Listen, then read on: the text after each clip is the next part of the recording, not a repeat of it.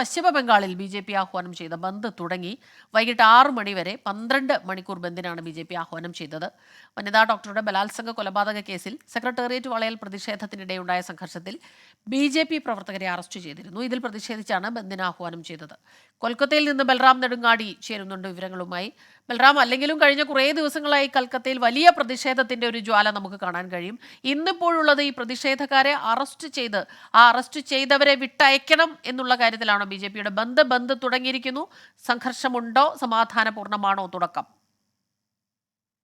സ്മിത, പശ്ചിമ ബംഗാളിൽ കഴിഞ്ഞ ദിവസം മുഖ്യമന്ത്രി മമതാ ബാനർജിയുടെ രാജി ആവശ്യപ്പെട്ടുകൊണ്ട് സെക്രട്ടേറിയറ്റ് കെട്ടിടമായ നബന്നയിലേക്ക് നടത്തിയ മാർച്ചിനിടെയുണ്ടായ സംഘർഷം, ഒപ്പം തന്നെ ഈ സംഘർഷത്തിന്റെ പേരിൽ അറസ്റ്റ് ചെയ്ത പ്രതിഷേധക്കാർ ഇവരെ വിട്ടയക്കണം എന്നീ ആവശ്യങ്ങൾ ഉന്നയിച്ചുകൊണ്ടാണ് ബി.ജെ.പി 12 മണിക്കൂർ ബന്ദിന് ആഹ്വാനം ചെയ്തിരിക്കുന്നത്. ബന്ദ് ആരംഭിച്ചിരിക്കുന്നു. എന്നാൽ ബന്ദ് ആഹ്വാനം പൂർണ്ണമായും സംസ്ഥാന സർക്കാർ തള്ളിക്കളഞ്ഞിട്ടുണ്ട്. ബന്ദ് ആഹ്വാനം ചെയ്തതിന് തൊട്ടു പിന്നാലെ തന്നെ സംസ്ഥാനത്തെ സർക്കാർ സ്ഥാപനങ്ങളിലെല്ലാം തന്നെ തുറന്ന് പ്രവർത്തിക്കും സാധാരണ നിലയിൽ എന്നും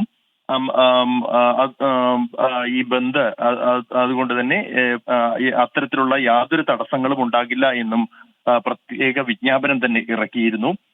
അതേസമയം ബി.ജെ.പി ആകട്ടെ 200ഓളം പ്രവർത്തകരെ പോലീസ് അറസ്റ്റ് ചെയ്തു എന്നും അതിക്രൂരമായി മർദ്ദിച്ചു എന്നുമാണ് ആരോപിക്കുന്നത്. അതുകൊണ്ട് തന്നെ സംസ്ഥാനത്ത് ശക്തി കേന്ദ്രങ്ങളിലെല്ലാം തന്നെ ഈ ബന്ദ് പൂർണ്ണ വിജയമാക്കാനുള്ള ആഹ്വാനം നേതൃത്വം നൽകിയിട്ടുണ്ട്. നിലവിൽ ഇപ്പോൾ ഇതുവരെയും സംഘർഷങ്ങൾ ഒന്നും തന്നെ ബന്ധുമായി ബന്ധപ്പെട്ട ആഹ്വാനം ചെയ്തിട്ടില്ല. ഈ പലയിടങ്ങളിലും വാഹനങ്ങൾ നിരത്തിൽ ഇറങ്ങുന്നുണ്ട്.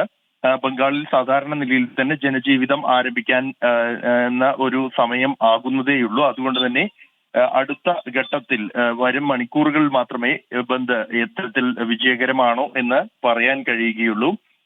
ഈ അതേസമയം ഈ പോലീസ് നടപടിയെ അപലപിച്ചുകൊണ്ട് ഗവർണർ പി.വി. ആനന്ദ ബോസ് കഴിഞ്ഞ ദിവസം തന്നെ രംഗത്ത് വന്നിട്ടുണ്ട്. സമാധാനപരമായി പ്രതിഷേധിച്ചവരെയാണ് പോലീസ് ക്രൂരമായി നേരിട്ടതെന്നും ദേശീയ പതാകയും ദേശീയ വികാരവും അപമാനിക്കപ്പെട്ടുവെന്നും ഇത് അവസാനത്തിന്റെ തുടക്കമാണ് എന്നുമാണ് ഗവർണറുടെ പ്രതികരണം പുറത്തു വന്നത്. ശരി, കൊൽക്കത്തയിൽ നിന്ന് ബൽറാം നെടുങ്ങാടിയാണ് വിവരങ്ങളുമായി ചേർന്നത്. ബി.ജെ.പി പ്രഖ്യാപിച്ച ബന്ദ് പശ്ചിമ ബംഗാളിൽ തുടങ്ങിയിരിക്കുന്നു.